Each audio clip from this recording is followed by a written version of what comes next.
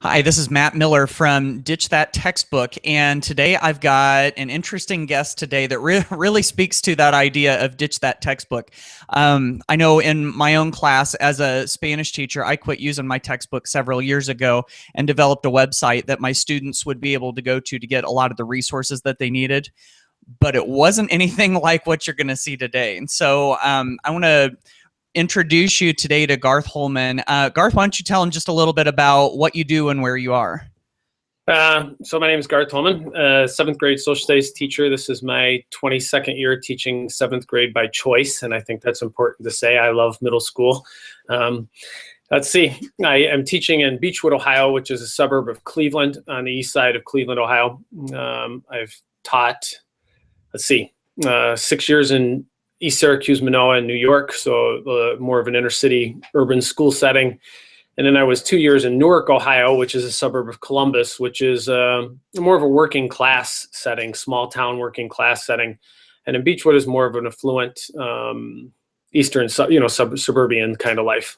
So I've been in all places, taught seventh grade social studies all along, but predominantly American history until about 11 years ago, 12 years ago, I guess halfway through my career, the standards switched and we went to world history. So I've been teaching world history since.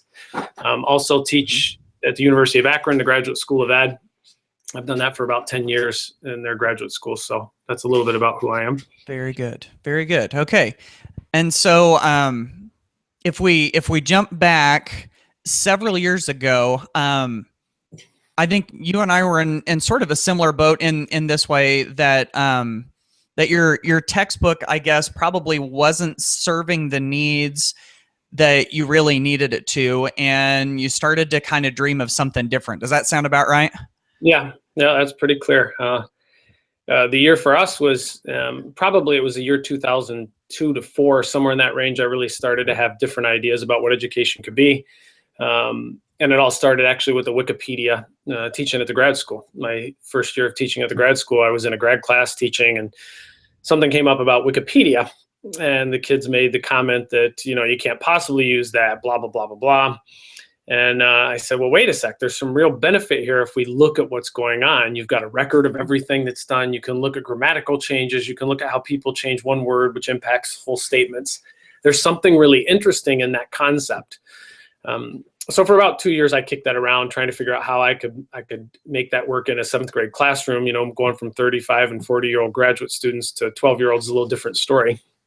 And really thought a lot about that, and it didn't really come into fruition until 2006 when I had a student teacher, and that kind of gave me a little more free time, a little more flexibility for me to figure out how to make this idea work. So I guess that's where we kind of started. You want me to continue on from there? Yes, absolutely. I'm curious to see, sort of how this all came to be and the thought process behind it. So yes, please keep going. Okay, well, there's a lot of, first I have to introduce then this character named Mike Pennington. I always call him my cohort in crime. Mike Pennington was a older student teacher. When I say older, he was a lot younger than me, but he was still older than your 22-year-old student teacher. I think he was 27, 28, somewhere in that range. But Mike was a true historian who wanted to lecture history for 50 minutes every day and just show the world his brilliance and knowledge, which he has a lot of. But he walked into a room, and we were the first school district in the state of Ohio to go 1-to-1. So we had laptops in kids' hands, and I'm like, that's not going to work, buddy. You're not going to keep their attention for 2 minutes, let alone. So he very quickly began to develop this idea that what I was taught to do in my graduate work is not what needs to be done in this classroom. And so he started to come around to the ideas of what I was sharing. I think they were there all along. I think he just needed to see a different path. There is a different path there. And so we kept talking, and our ultimate question was, how do we engage kids with content beyond quizzes, tests? I guess the phrase I like to talk about a lot is I'm not here to motivate anybody. I'm here to inspire kids to be something different and to change their course. So I kept saying, how do we inspire kids? I don't want to motivate. I don't want to get them to do things for points or carrots or whatever you want to call it. And we came up with this idea of kind of trying to publish our own book as seventh graders. What could we do? So in the year of 2006, we began our endeavor in this whole concept. If you want me to share with you, I have a slideshow that shows a picture of that first day. Is that okay? Yeah, that would be great. Absolutely. It'll give you a little bit of perception. If I can yank it up here. Oh, wait, let me go back to the Hangout and see if I can slide share. So basically what Mike and I tried to do is we decided that we would start this book. I think you can see that. Is that right? Yes, we can see it. Yeah, we started that in the spring of 2006 with the whole idea, how do we create meaningful work and change teaching and learning for kids and engage them? So we decided we were going to build our own wiki textbook on Wikibooks, which seemed like a brilliant idea at the time. And this is what it looked like. We created a wiki book. At the end of the school year, we allowed the kids to do it almost as the end of the year project.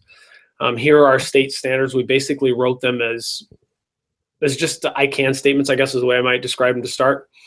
And we told the kids, it's your job then to create the book. What do you want to create? Which seemed like a really great idea. I will show you these two pictures because, we were really excited. We were amazed by it. We went to Disney World together. So we developed quite a friendship, I will say. His family and mine went together and we thought, wow, this is amazing. We're doing awesome stuff. And then we decided, wait a sec, we didn't really do too much, Yeah. In the end, what we ended up with was a bunch of kids who had written essays and we put them on the web. That's how we started. So we had basically summaries of our content done by 12-year-olds on the web.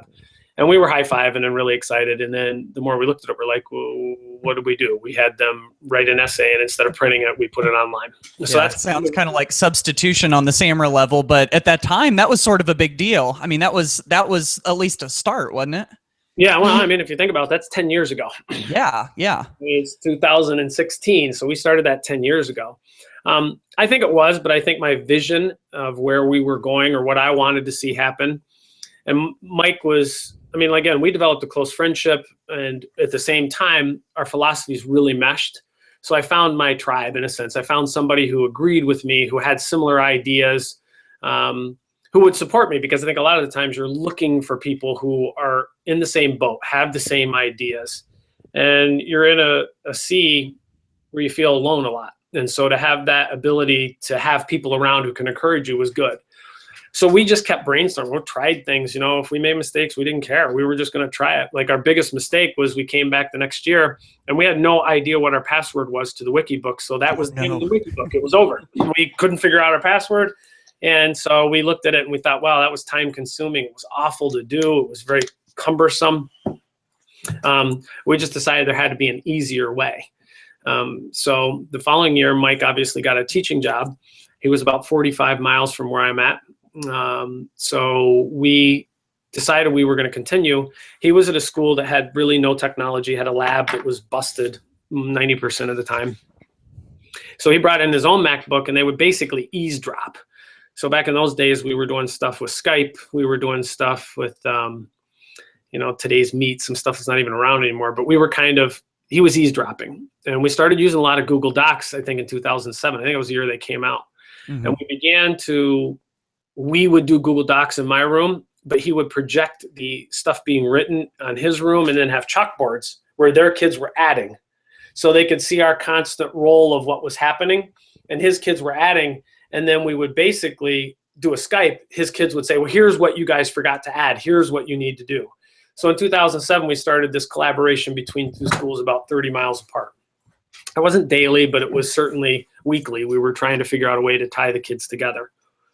By the end of the year, we went to the book and we're like, okay, what do we want to do? So that's when we came across Wikispaces, which like any of the Wikispaces or wikis, pretty easy to use, pretty user-friendly, pretty simple. So we decided we would transfer everything over to a Wikispace. And basically, we lost those files that the kids had originally given us, so we had to copy it off the book and put them in there. So when we started, the kids looked at it again, kind of an end-of-the-year project. So now we're into 2007 school year, kind of an end-of-the-year project. And the kids looked at it, and at that point, they're starting to say, it's just the reading. They began to question, like, this isn't as exciting as you think. And I'm like, well, you're probably right. And so they started talking about, well, we need links. We need to be able to go places from here. We need pictures. We need, you know, other things in this book. So the second year was still, you know, a work in progress. The kids ultimately just were adding essays, creating things. It really was not much. So by, I guess it was the year 2008-9 is when we really switched to Wikispaces. And again, I'll maybe pull this slideshow up and do a couple screen shares so you can kind of see. I'll give you a link to this slideshow as well if people want to actually look more in depth. I'm going to skip around in it. But it does have a collection of images and kind of timelines of what we did and how we did it. So basically, this is how it looked when we first started. So we had as a choice project at the end of the year. We talked a lot about digital legacy and leaving digital footprints worth following. We'll get into that maybe a little more later as we go. But the students basically were given a choice, and we had about 95% of the kids choose to do a page in this online book. All the work was completed between May 20th and the last day of school, June 7th. So when most schools are trying to figure out how to kill time at the end of the year, the kids here were really trying to find ways. And if you look, the welcome page basically was select a topic, complete, you know, an inspiration, you know, file. Think of that. We don't use inspiration much, but they were doing brain or inspiration webbing. Create a new page in the book, build your page, present the page to the class. There was a download rubric for them to look at, of which we never graded anything on a rubric. I guess that's something I need to point out too. We never have graded anything in this book. No points, no grades. Wow. It's all intrinsic work. Okay. When we did it as a project here, I will point out this, we did a reflection. So the kids wrote a reflective piece for the grade, not the actual work. Because I wanted it to be creative. I didn't want it to be strings attached. You'll notice this download thing never appears after that year. We're like, that's stupid. That once you give a rubric, you've limited what kids will do. You've dictated what they'll do. So anyways, the year 4, you can see it beginning to change. Kids start to bring it to life. You know, it's just a textbook on a screen. Students really brainstorm and start to really create something that is much more living, much more breathing, much more moving along. So in the fall, kids are now starting to mess with it. So it's not an end of the year project by year 3. It's now kids are editing. They're going in and doing things. By that fall, you know, we're beginning to add, I'm sorry, I skipped somehow. Hey, Garth, can I stop you for just a second? Mm-hmm. I wanted to go back just briefly, and you may have been planning on going back to this later, but I want to go just real briefly to the intrinsic motivation and not grading on the rubrics and all of that, which I think is great. And I can just hear probably some of my readers are hearing that and they're going, you know, that sounds really good, but how in the world are we going to motivate kids to do this if it isn't for a grade? So I wondered if you might be able to just real quick answer that question of why did kids want to do this? Why were they inspired enough to do this so that it didn't actually show up in points in the grade book? Well, I would go back to the word you used, and you said the word motivate, and I hate that word because I don't want to motivate anybody. Motivation is like coffee to me. You know, it gets me through the day, but it doesn't change me or it doesn't make me any better. It just helps me get going. And I'm like, that's what, when we, you know, I was a big proponent of Dan Pink's Drive. So when I read Drive, fundamentally, you know, that was a little bit later in the process, but what he was saying was what we were doing is we're like, how do we give kids purpose? How do we give them purpose? How do we give them the freedom to have autonomy over what they're doing and what they create? Now, with that said, so there is a huge focus at the beginning of the year in my room on digital footprints and what are we leaving behind and how are you impacting the path that you will be on the rest of your life. So from the beginning, we do things very, very differently. Our first day of school is very different than most people. You know, my most popular blog post, I think, on our site is Harry Wong's first day, not for me, or something along those lines. But I'm just not at all into that concept. You know, I'm into inspiring kids and getting them when they leave to say, oh my God, that class was awesome. I can't wait till tomorrow. What's going to happen tomorrow? What are we doing? You know, by the 4th day, we're outside doing Hadoken photos with kids jumping off things, trying to portray things that aren't really happening with the idea that that's the way history is. Sometimes we're misled. Sometimes we get fooled. Perspective. But in the end, we talked more and more about people are going to use this as a resource to learn from. What you're doing is impacting other people. That gave them purpose. They weren't doing a worksheet that I graded, and as soon as they got it back, they threw it in the trash. You know, I know in your book you talk a lot about creating customized materials. I don't know that I've done any prefabbed stuff in 14 years. Everything I do is created based on what I find on the web, how I build things to meet the needs of my kids, not the kids of somewhere else, but who are my kids and what do they need? So everything is built with them in mind and how to give them, I think we do trick ourselves saying we empower kids. We don't really, because we still have these standards in this school structure that confines us, but we give kids a lot more power than I think they're used to, a lot more control over how they show learning, how they dictate what they're doing. But I think that leads to kids being inspired to use their passions to show what they're learning. And I think you'll see it when you start to look at books. We got music videos by kids. We got kids building catapults that are 10 feet tall in their garage and shooting them off in the neighborhood. Not because it's assigned, but because they want to. And because somebody will see their work. There's an authentic audience.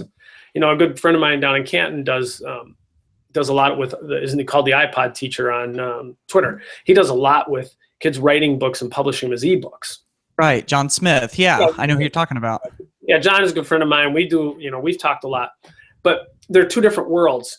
We're into a content-based class, so ours is an informational text. We thought about the ebooks, but I want something that's totally open to everybody in the world that can see it anytime they want. They go to a website, it's there.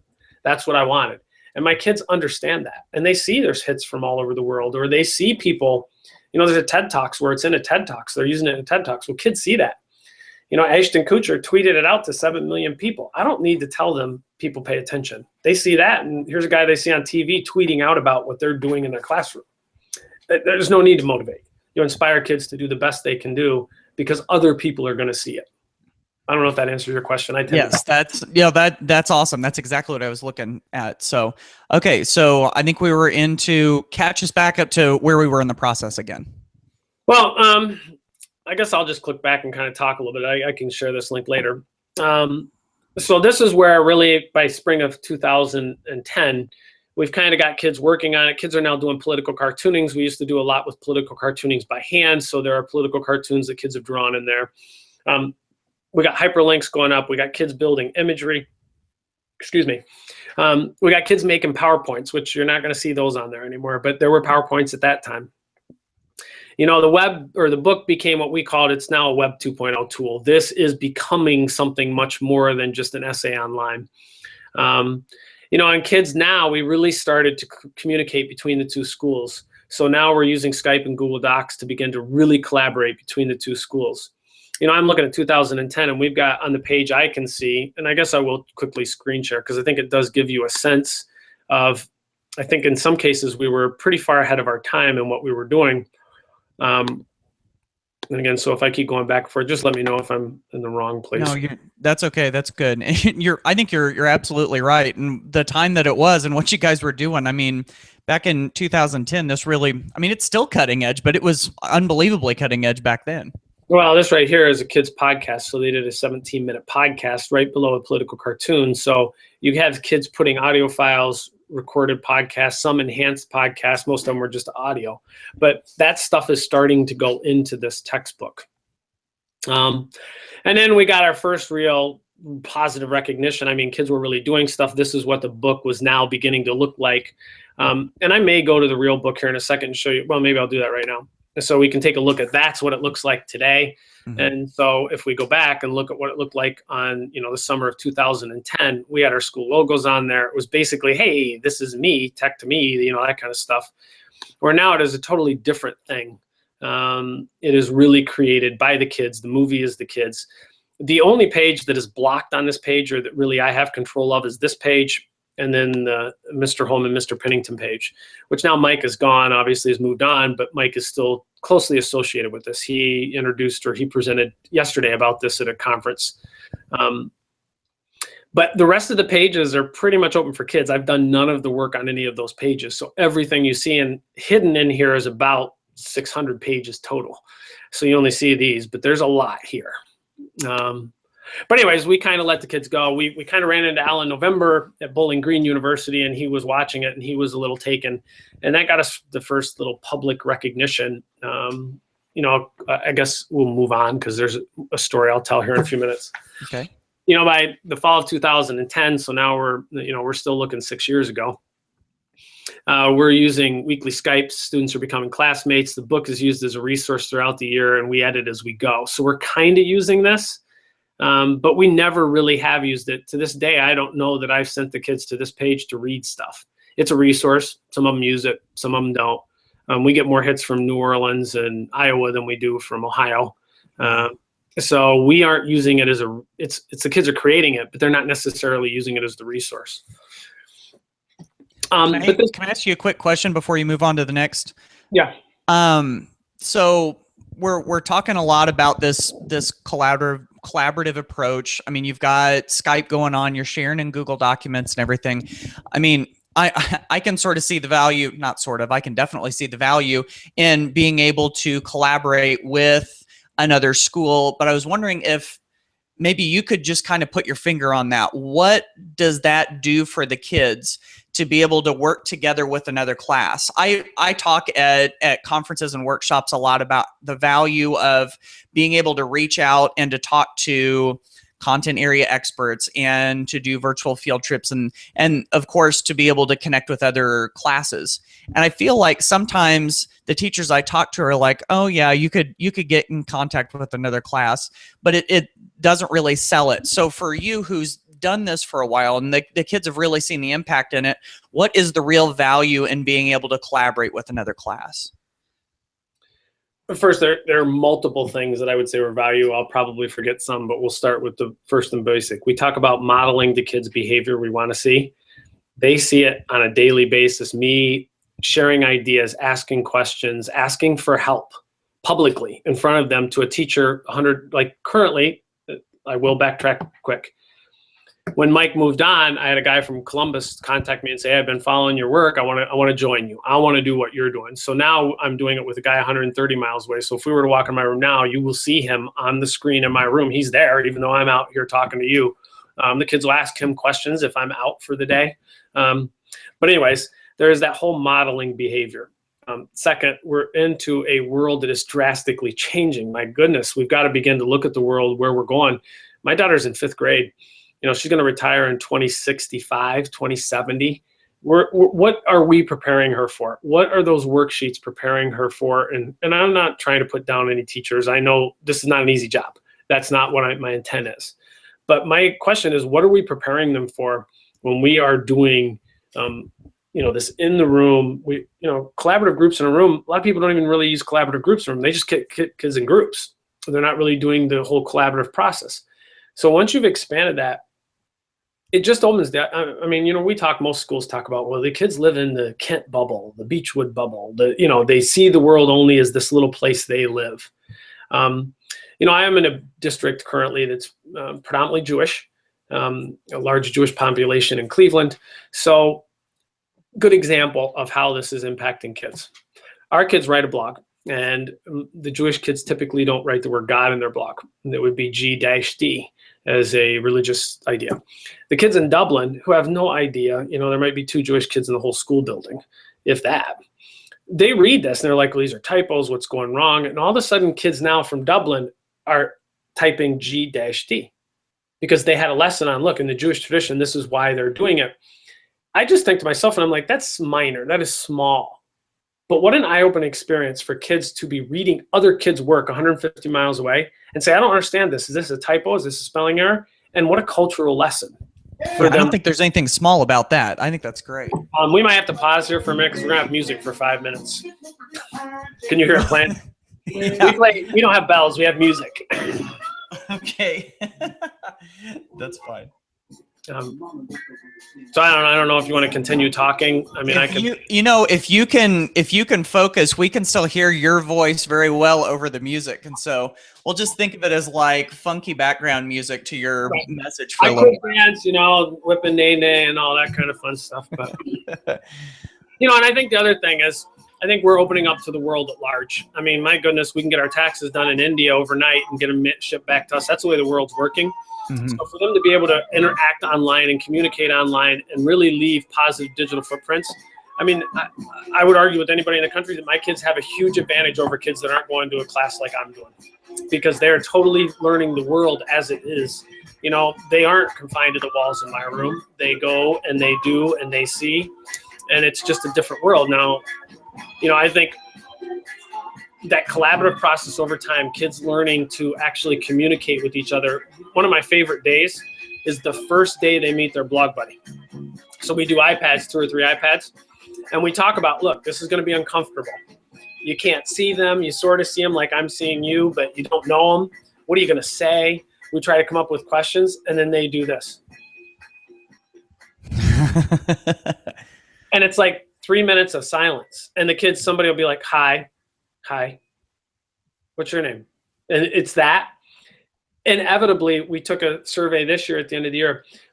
There was not one kid at the end of 6 minutes, because we gave them 6 minutes to get to know each other, that was done. They were still talking, but it took them those three minutes or so just to get like comfortable with it. Now they grab the iPad and their blog buddy's there and they're just talking to them. So we're building connections over 150 miles, which is the way the world's moving. So, I mean, I think that, when you look at cooperative learning in a school and, you go to a small school, those kids have been in class together in kindergarten, 1st grade, 2nd grade, 3rd grade, 4th grade, 5th grade, 6th grade. There's not really much new they're going to learn from each other about cultural differences or who they are or what the world's about, because that's the perspective they all have. We're giving the kids a totally different perspective on the world, which I think is ultimately, if you tie the two together, giving them new perspective on what the world's about, what it's going to become, and giving them that ability to work seamlessly on the web with others is a great advantage. Yeah, absolutely. And if they were on right now, they'd get a little bit of introduction to culture through the Jackson 5 in the background, right? That's right. Well, it's Black History Month, so we have a variety of music here. I'm trying to get them to play Gregorian chant music from the Middle Ages, but they haven't done that yet. But we'll see. Well, I'll keep working on him. Yeah. Okay. That was a great response to my question. I appreciate that. So, okay. So I think back up. I will back and just say one more thing. Yeah, please. It does give you that tribe. And that is so central to teaching and learning in today's world, is to find a tribe of people. Sir Ken Roberts talks about the tribe, finding your tribe. But if you don't have those people, I mean, Travis, who's the guy in Dublin, a great guy. He's younger too. I think he's 30 some. But we talk almost every day on the way home from school. I have a 25-minute drive. He calls me almost every day. We talk about what went right, what went wrong for him. But he's trying to do the things that I've kind of been doing for 10 years, and he's 2 years into it. So he's struggling. But he calls and we talk. And I'm like, look, think of what you're doing for kids. Look at the power of what's happening. It might struggle. You might have failures, but that is the way the world works. We do fail, and publicly failing and not having something work in front of the kids is not a bad thing. And when we think it's a bad thing, then what are we telling them when they don't do well on something? We'd say to them, that's a great learning opportunity. You can really learn from this. But when kids see us struggle and fail and me have to ask him questions or him ask me, that is powerful for kids to see that there really is collaboration in a broader world than what they're seeing on a day-to-day basis in a classroom. Yeah. But the tribe, find your tribe. And that's where Twitter comes in, finding those people that have similar interests. Yes. All right. Very good. Okay. So where are we in the textbook process at this point? Well, I'll go back. Do you prefer seeing these slides? Is that helpful, you think? I think it's great. Yeah. Yeah, definitely. Plus it kind of guides me because I get lost in the years. I can't remember when things are, what happened when. To me, it's just one big blur of stuff. Mm-hmm. So now we're in the fall of year 5. The process is going to inquire, but now we've decided we're going to create a common class site website between the two of us. So what we did is we created a website that everything ran off of between the two schools, and every kid was going to have a blog. So in 2010, every kid got a blog. I'm going to pull up that page real quick for you as well, because it does say something about our student. There's a student Flickr page. So we've tried to document, this is it today, what it looks like today. Mm-hmm. So here is, somewhere in here is this student Flickr page, wherever it is, right here. So this has about 1,000, maybe 2,000 photographs in it, basically documenting what we've been doing for the last 10 years. So there's visual imagery basically running through the years of what we've been doing and the kids communicating. And then the photo at the bottom of this page is a great thing link that kind of shows class how it runs. There's the class over in the left. Here's Mike, and he's talking to this kid on an iPad. but it is truly differentiated and allows kids to move at their own pace. It kind of is a panoramic photo in time with links to every single thing the kid was doing. Whatever they happen to be doing, that's what the picture is linked to. So that might be something we'll talk about too later. So anyways, we decided to give them a common shared space. Okay. Again, we went with the idea that everything's going to be open. We didn't want an MLA. We didn't want a learning management system that was password protected and closed. Now our kids are 12, so we had to get parental permission for all this. But we did. And we wanted the idea that it was public on the web. We want people to see it. We want people to access it. We want people to read the kids' work, to comment on the kids' work. So in 2011, real passion begins to take over. You know, we're truly kind of co-teaching. We're flipping the classroom. We've got these computer side chats going. We're starting to expire, you know, projects that are a little crazy. We got collaboration now going on with schools throughout the United States. The kids are presenting a lot. And then I'm going to take you to the book and kind of show you one of these things. And while you're on the way there, you said something about collaboration throughout the United States. And I know you said that you had your partner class with a couple of different teachers, but that made it sound like there were multiple classes kind of going on at the same time. Were you guys collaborating with lots of them kind of on and off, or how did that change any, or is that still the same thing? It changes constantly, but we'll backtrack here. The way, first, Mike was in a district. I'm the only 7th grade teacher, so every kid that goes through my building goes through my class. Whereas Mike was at a little bigger district, so the teacher that taught 7th grade as well at his district came on board and began to do everything we were doing. The kids were participating. And we also, when I say collaboration, it wasn't daily, it wasn't weekly, it wasn't team teaching kind of idea. That was going on with Mike and I, but we were beginning to reach out to schools in Houston, or different places began to contact us, is I guess the way to describe it.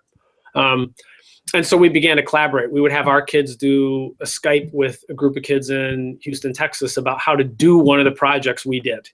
So our kids now become spokespeople. They're going out and beginning to talk.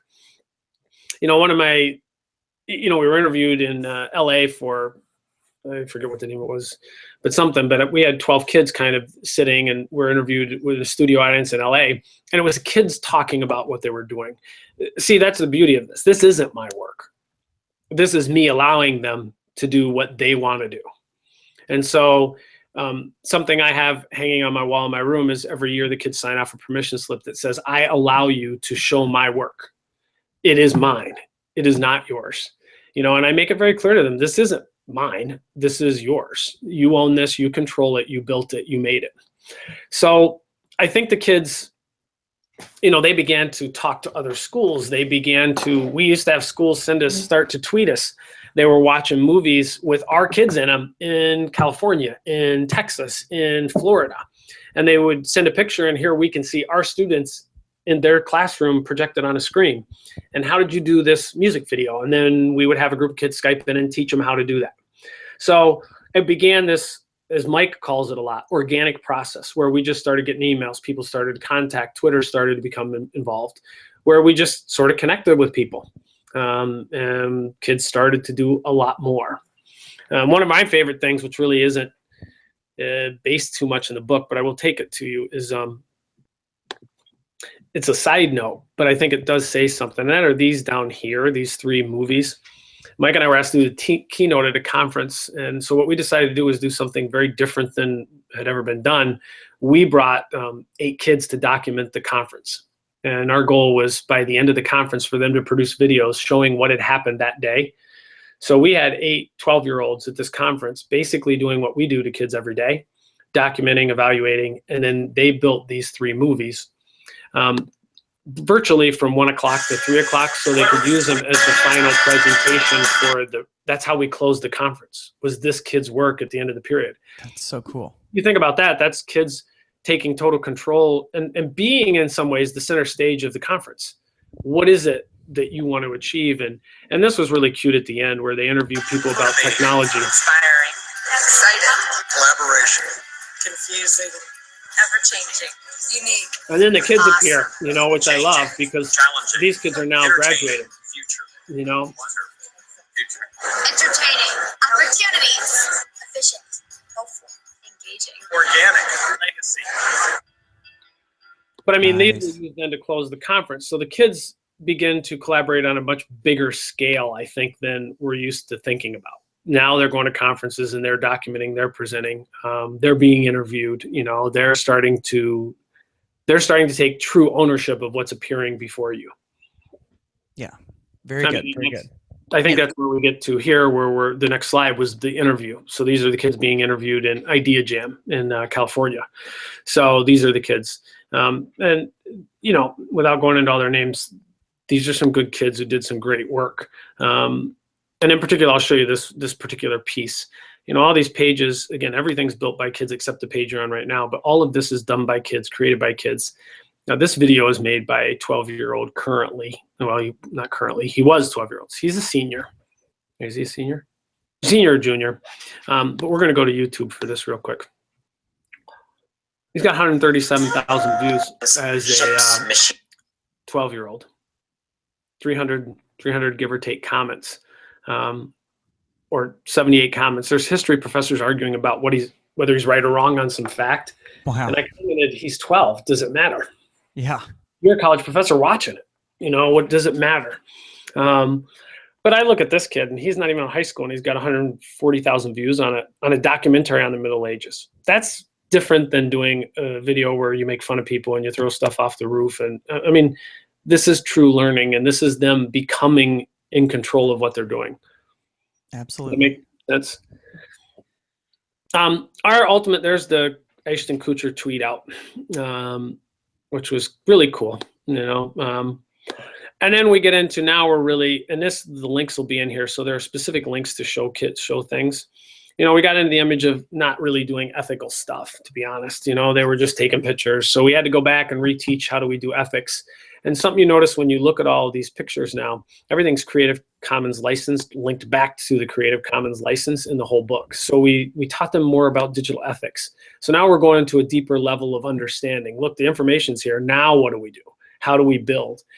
And like I said, we had a 10-year plan. We're in year 10 now of what we originally started. Now I can more remember what was going on in the book because it's getting a little bit closer to what I wanted. You know, this presentation in 2012, so this presentation was from 4 years ago. But our goal next was to move to asking experts, to do interviewing, to do a lot more of that. Well, yeah, we got to that. And so that year we interviewed PhDs from all over the country, you know, some in Africa. They were all recorded. The kids set up, they did the digital editing of the videos. And then those were turned into informational things for the website. So this particular interview here is with a professor from UC Davis in California. And these are two 12-year-olds. So we took the picture this way so you could see how we set it up in our classroom. But the final movie is totally edited, an hour and a half interview, edited down by the kids to 12 minutes of what they thought was important for other kids to see. So we have about 10 of those on the online book. And it kind of just kept building. Kids started building thing links that they wanted to add that provided information in a totally different way. Kids started doing poetry, which I don't know how you do Black Death poetry, but anyways, they did. They did it. They got cartoons. And so it just kept growing where the kids became in total control of what they were doing and how they were building. This is an interesting page to me because I had a student who said, you know, this is great because this, you know, and some of these aren't real long. They're 12. I mean, you know, we're not writing a true history book. What we're doing, like, this is great. I gotta, you know, I don't want to sound flippant, but we got a lot of Jewish kids who don't really understand Christianity. So this kid decided to explain a little mini lecture I gave called The Christian Pizzeria is what I called it to try to get them to understand it. Well, she turned that into stop motion animation, explaining the Reformation through stop motion. I love that. That's so cool. So she explains what each piece is meaning. You can only get your pizza with cheese. That's the way it was, you know, and she's doing it through stop motion, right?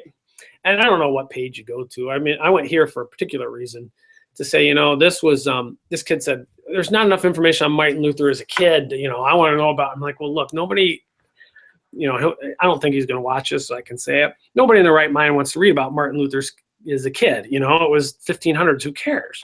But he wanted to do it. So here we go. He built this page. In the process, he found the Reformation polka. which was great. And he did the definitions. And he and I probably had a 30-minute conversation about transubstantiation because he doesn't get it. But that was interesting. Then he went on to proceed to write this whole thing about Martin Luther's life and to explain his life. And that's when he did it. Nobody else has edited this. Probably nobody's read it, to be honest. But he did it. And it's his page.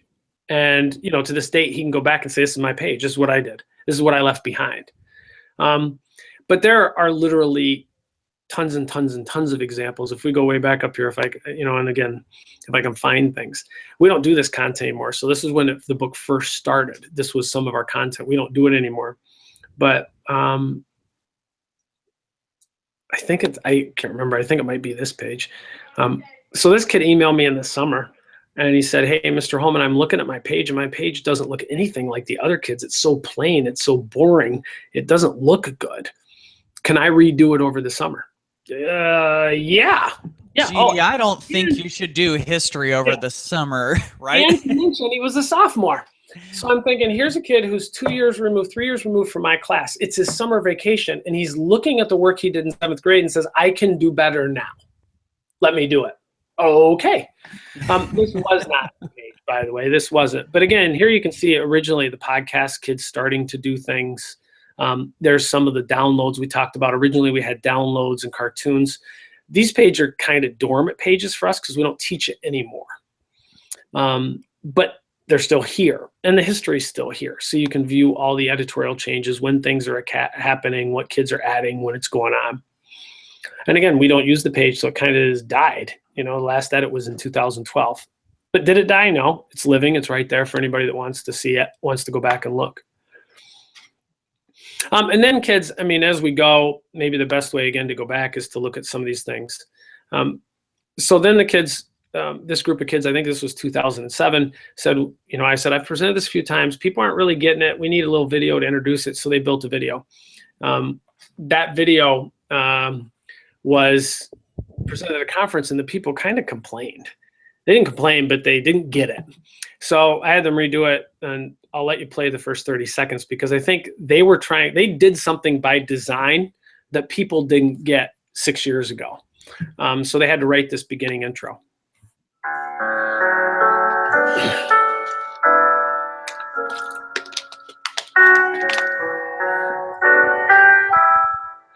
So what they're trying to say is we interviewed people for 15 minutes, but what you're going to see is splicing together. And their idea was that, like this test book, no one person creates the answer. We simply build on each other's work to create a more collaborative answer. This introduction shows that. They had to type that in because when people saw it spliced, they looked at it as a technical flaw in the kids' work, that they had cut and spliced all these kids out. But their idea was that, no, this is our book. It's like a representation of what you guys did with the whole website in the first place, all kind of summed up in 2 minutes of video, right? Right, but people didn't get it. They didn't get that, yeah. Right, yeah. They saw it as technical flaws because there were all these cuts and jerks, and I'm like, you need to put a beginning in there that tells people why it's that way, because they began to see the power of working as a larger group to impact a bigger audience, is what I think it became for them. They began to see. So as the book moved on, you know, there's a few more things I will show because I never do any kind of thing on this textbook without showing one particular kid's work because I love it. There's some of those, they can look at some things. So then the kids started getting to Minecraft. So, you know, these were added in 2012. So some of these things, there's a date too. So we're looking at 2012, most of these things right here. This is probably my favorite music video. This is the catapult one. Now this gets really loud. So, but I will fast forward to a part in this where he writes about, so he's basically building a catapult. But this is what I found interesting. Building is my main hobby. I was inspired to do this. That word inspired, not a sign, not given a grade. When we learned about it, and then the next line he says something about, I think it's right, I don't know where it is, but in the next one when he shows it, he used the word, this is my passion, and I've never been able to use it in school. So basically in, you know, over 3 days, he's in his coat, it's snowing, then he's outside to where at the end, he's built a catapult and is basically testing it on his own. That's pretty cool. That is amazing. Yes. But this is my favorite. So I have to play 30 seconds. You're going to love it. The Mongols came down the road, carrying Black Death with the bolt. I tried to run and escape. I don't want to die. The Silk Road is for trade. Gold and silver were made. This isn't what I wanted. I don't want to die. Bodies were cast away. Smell bad, blood showing. Sick now, Google's going. To the church for help now, maybe. Hey, I was spotted. The Black Death. I just can't. That's my favorite. I just love it. Historically, I love it. Yeah. they all are. I mean, these are all great. This is the TikTok. This is Michael Jordan. Then you get down in here. We got kids building everything in Minecraft. And again, this is 18 minutes long. Now, this is interesting, and I will point this out because you raised this question before. This is actually, and again, the volume I'll try to kind of just drag through. They basically built an entire medieval manor, green screened it. They're inside their cathedral. They're explaining their cathedral. We see different kids. There's their tournament. What's really interesting is they built this for no grade, no credit. Sometimes during school, which I think they were supposed to get in trouble, but they didn't. But most of the time outside of school. And they used the server they created, and they did it with kids from a different school. So now they're doing something for no grade, no credit between two schools, and then they green screen it and explain it to you, and we put it out on the web for other future kids to see. That's amazing. Now, Garth, do you think that kids are more apt to jump in and do this stuff that isn't for a grade that they're just excited about if you provide kind of a place that values and appreciates that? Like you have this digital textbook where a lot of these videos and these podcasts and these interviews all live. And do you think the fact that you gave them a place where their work could be bigger than themselves, bigger than a piece of paper that you turned in, do you think just having that environment sometimes inherently helps inspire kids to want to do this just on their own without a grade? Yes. Simple answer. Yes. It does for you. Right. That's a good point. Yeah. It is the intrinsic motivation that it totally changes. Is it good enough for Mr. Holman? That's the way they see homework, they see schoolwork. Is it good enough to get a grade I want? Is it good enough?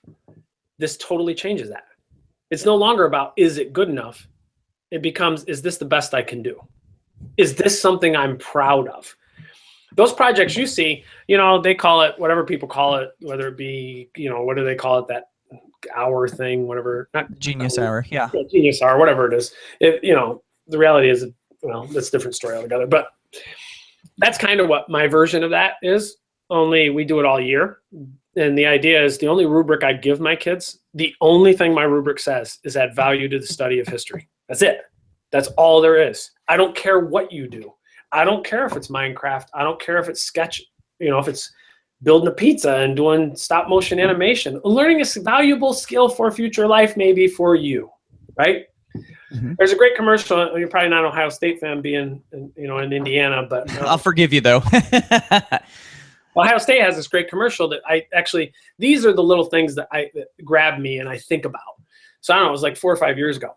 And they had this commercial that they would air on TV all the time in the middle of their games. And they would say, look, all of our pro athletes go pro in something, right?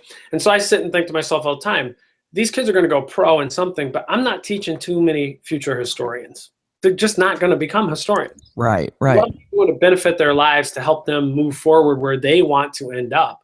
And in the same time, engage them in content that is fascinating, that they all of a sudden find fascinating, but they didn't know they could. Part of it is because we gave them the opportunity to have their own playground. You have a playground to explore, to experiment, to see how things work. But the whole world is becoming a you create society. Look at YouTube. Look at all these things, Instagram, everything. And then we don't give them you create in school. We give them you copy in school. And there's a big difference there. It changes everything. Do I still have kids that sometimes screw around? Yep. Do I still have kids that, from day to day are tired and put their head down? Yep, I do. But in the end, they produce better work overall. And you know, in the end, I'm still in the confines of school. I think I'm pushing the envelope about as far as you can push it in some ways, because there is a structure around me that dictates certain things about how things are going to play out. And there is testing, and there are, I mean, I get those things that people worry about. But I also am thinking along the lines that I want my kids to have an engaging, exciting experience at school that they go home and think about.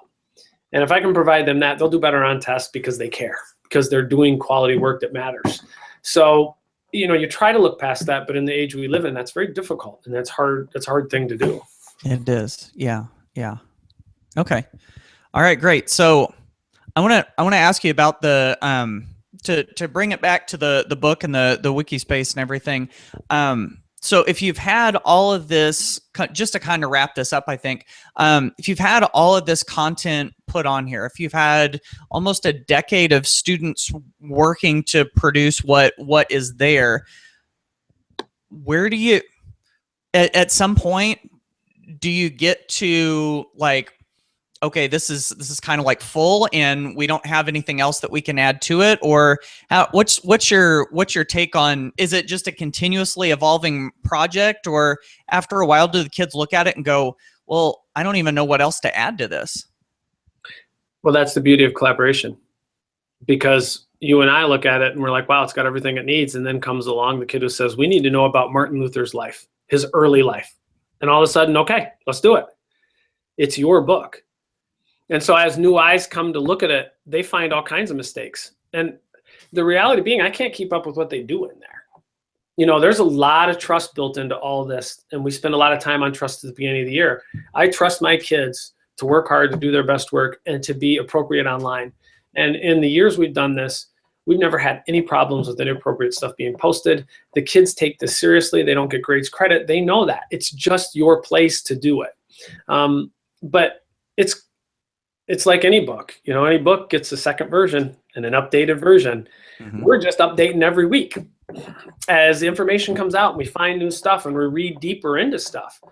You know, I think that's the fascinating part, is by changing teaching and learning and giving kids a space to really control their own learning to some degree. What kids find on the web, and you want to talk about teaching kids about, you know, how to evaluate web sources and how to do it. Well, you got to actually have them on the web first. And then when they're out on the web and they start to find things, that's when teachable moments come along. So a kid finds an article and they say something about, well, I read this about this. That happened last year, and without going into great detail, I will say it was about Joan of Arc and it was about rape. The kid made a comment about this stuff. And I said, you know, I've never heard that. In all the years, I've never heard that. And they said, well, you know, I didn't want to tell you, but it's in the Wikipedia. And the kids were kind of laughing. And we scrolled first, go to Wikipedia article. It is like, it's a big one, right? It was very bottom. It talked about this. So the next thing we did is I said, I don't know. I've never heard that. I said, let's take a minute and let's see if we can do some research and find out some stuff. Next thing you know, we're in France on, you know, we used an advanced search. We got on a book in France that was then translated back for us, where it was parts of her diary talking about it. And sure enough, that's right. Wow. I'd never read it. I'd never seen it. But we were able to, in a 40-minute period, go from, that can't possibly be true, it's on Wikipedia, to, oh my gosh, that's absolutely true. And here's proof from her diary. What do you want? What else do you want? That's teaching kids how to see the world and to begin to move. And for them to see how to go through that process and get there. And we found multiple resources that then verified that point of view. But most of them weren't in the United States. Another thing, whose perspective are we looking at? Where are we going to find our information? You know, where are we going to find out what we're looking at? Right. You know, when we do Crusades, we do a lot with that, looking at, you know, Middle Eastern sources, not just, you know, European sources or American sources. Wow. That's awesome. Well, that's the last thing on that book, which we've always tried to do. So like I said, we had a 10-year plan. So technically the 10 years is over. But if you really look at ours, our last goal was always to get a group from Europe to write a mirrored copy of the same content from a European perspective. From the kids who live in Europe, who walk by these castles, to us in Cleveland, Ohio, pretending what a castle looks like for real, you know? And we thought we had a school 2 years ago in London, or outside of England, or outside of London, that was going to attempt to do it, a private school that was going to try, you know, to do the wiki and to try to build a mirrored one, and then we'd link them with the perspective of 12-year-old kids from Beechwood, Ohio, and Ohio in general, to the perspective of European kids and how they see that world. and obviously their understanding of titles and all that stuff is much deeper than we are as kids in Ohio. But we haven't really found the combination there. We thought we did a couple times, but. And then the last comment with the book is, to be honest, is old news for me. It just is part of what we do. I don't really think about it. I don't plan anymore what we do, because the kids figure out what to do and they create things. And then they say, I think this is awesome and should be on the book. And then kids typically vote and say, yeah, that's awesome. We need to put it somewhere. Where's it best fit? And we find somewhere. So it's a living document that changes every year. Where kids were learning this year, there was a kid that was really into Greece. And he found some stuff that he wanted to add. And the Greece pages are new pages for us. They just switched content again a year and a half ago, or 2 years ago for us, 3 years ago, something like that. So those are all new pages coming into development. So we're back to that beginning. They're essays. They become more. They keep growing. Now we add video. Things just progress. But that's kind of the flow of it.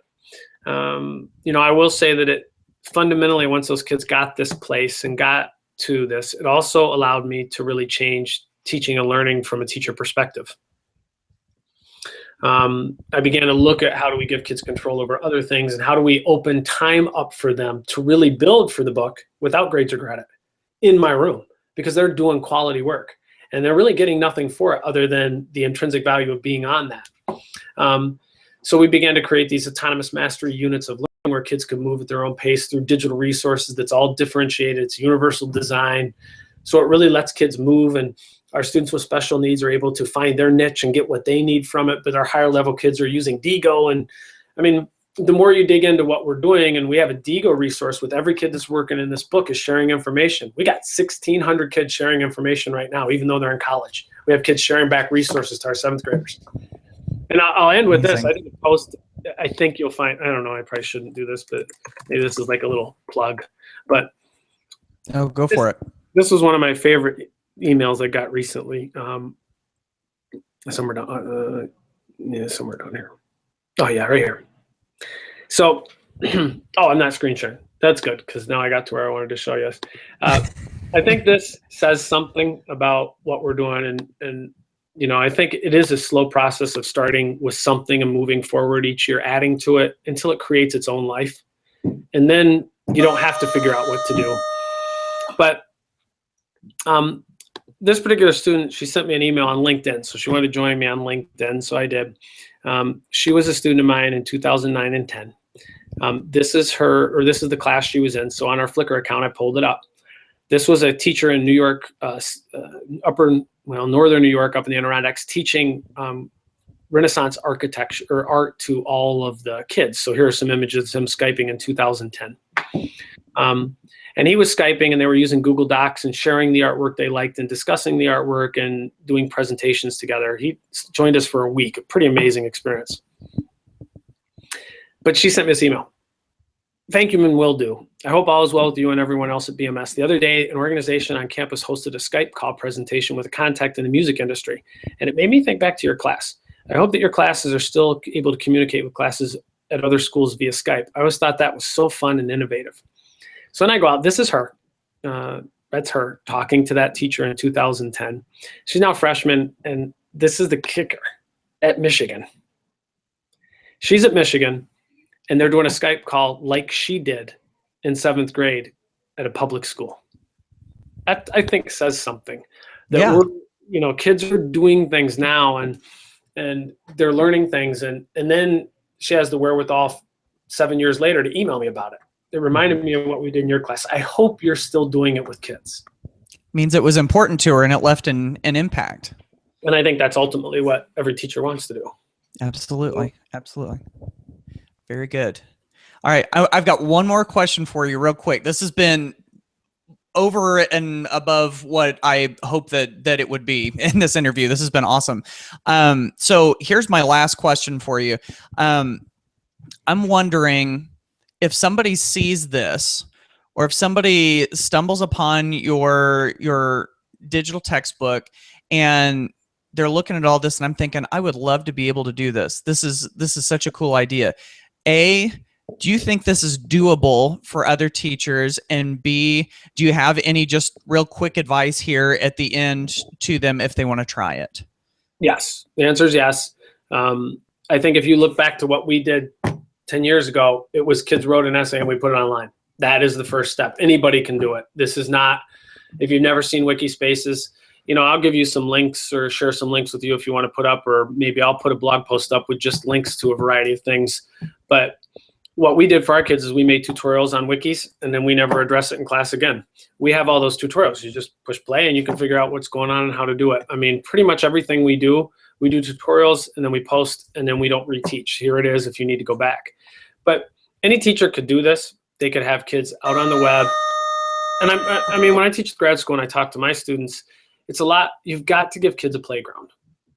Where's their playground to play with your content? To learn, to engage with the content, to do something with it. That can be, it doesn't have to be a Wikispace, it doesn't have to be a book. It can be, a blog, it can be any kind of website. I guess I'm drawing a blank there, but I mean, there are all kinds of things you could be doing with kids. Those Padlet accounts where the kids are posting the sticky notes, from a place, just your blog where they can leave comments. If you're going to go to an LMS, using Schoology where kids can put things and they can communicate back and forth, kind of like a Facebook. There are so many ways to actually engage your kids with your content. I think it's just taking that first step and saying, what do I try? Well, the easiest answer is whether you're a Spanish teacher or a math teacher or a language arts teacher, it doesn't matter what you try. Just try. And you will see the benefits. And then it becomes your passion because you'll see that it is gaining forward. I look at the Wikispace, and I think I mentioned to you before we started that the first teacher that really approached me and said, "How are you doing this?" was a teacher in New Jersey, a Spanish teacher. And she was one of the first schools that we Skyped in, and we kind of told her kids how to do it. We Skyped in over a 3-year period a couple times a year. How's it coming? What are you doing this year? What did you add? They got a pretty impressive book. But I think we also, as teachers, need to stop thinking about the 40-minute lesson. I started this with this huge idea of, I guess what I'm trying to say is teachers need to begin to think big. The world's a big place. Start to think big. And step one is a baby step. But if you do baby steps, eventually you get somewhere pretty big and you're able to accomplish amazing things. So just take the one step. Put content online, whether it be a blog or a wiki or, an LMS, some kind of system. But making that move towards that, you begin to see the power and the advantages that has with your students and how it engages them with your content in a different way. And then maybe you have a plan of a book, or maybe you have a plan of something totally different. That's up to you to decide, but you can certainly do it. And I'm always willing to help, and my kids are willing to help. So they can always email us. The kids love to call in and explain to people how to do things and share theirs and explain how they're going about it. Very good. Very good. Garth, this has been awesome. And I appreciate everything that you've shared with us, and any links that you can pass along. I'll try to stick as many of those as I can in the blog post that will accompany this this video. So we so appreciate your time and all of your just willingness to share all of these lessons over all of these years. And there's a lot of really good actionable stuff in this. So before we wrap up, if somebody wants to get in contact with you, what's the best way to do that? If they're on Twitter, it's at Garth Holman, which we can put in the notes too. But email, they can use email, and I'll send you, you've got my email, but I'll send you a couple other email ways they can email me, or Twitter's probably the best way. Those are probably the best two ways. I'm quick with email and Twitter. I'm pretty quick at that stuff. But yeah, those are two easiest ways. But I can get that information to you and put it there. Okay. All right. Wonderful. Hey, thanks so much for doing this. All right. Well, thank you. I had a good time.